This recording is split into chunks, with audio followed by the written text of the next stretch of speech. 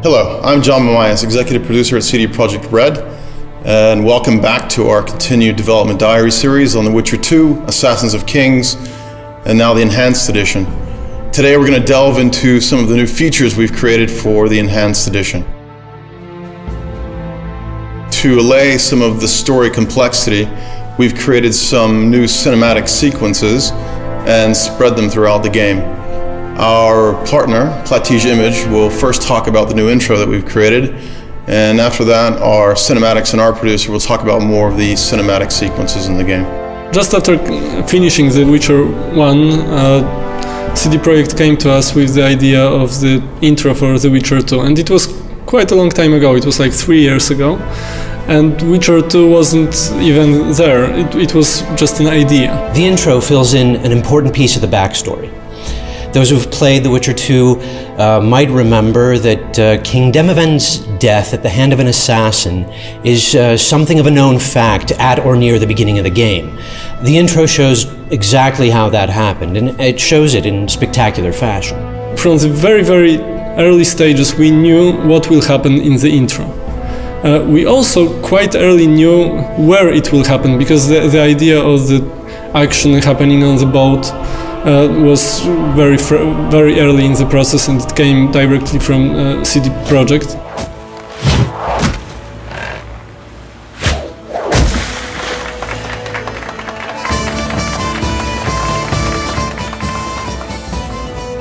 One of the very early ideas was that who is the assassin is using a hornet nest to start a chaos on the boat, and he's using this chaos to kill the king and escape from the boat. But I wasn't sure that it would really work as a cinematic experience, and after some discussions with Adam Badowski and some other people in CD Projekt, we came with the idea of the ice bomb. At the beginning we see the ship, the party, the jesters fooling around, then there's a freezing of the ship and the havoc that the assassin creates among the crew members. We wanted this final moment, crowning the whole action, to be really brutal, raw and ugly. I've realized that it will be so much more interesting and there will be so much more tension if we actually make the assassination during the collapsing of the ship.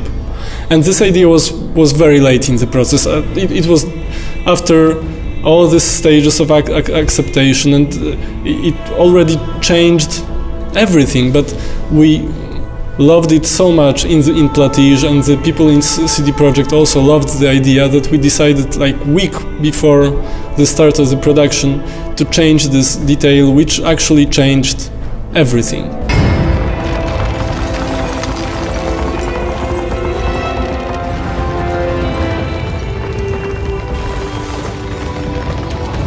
You see individual steps, muscle movements, slashes, and twinkles in the eye that express ferocity or fear. And they're all important. They all bring in a mountain of meaning. They suck you in and draw you to the edge of your seat, and bam, 3.5 minutes and you know you're gonna have one badass motherfucker to contend with.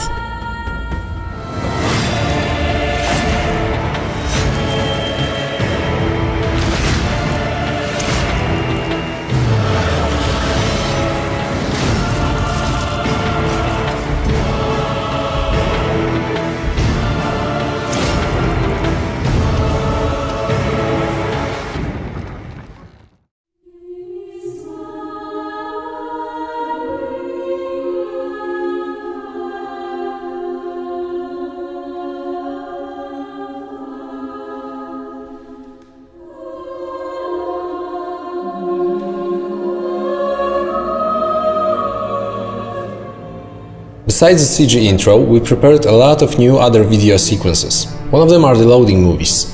They were constructed to summarize what happened in the previous act and create a smooth transition to the next one.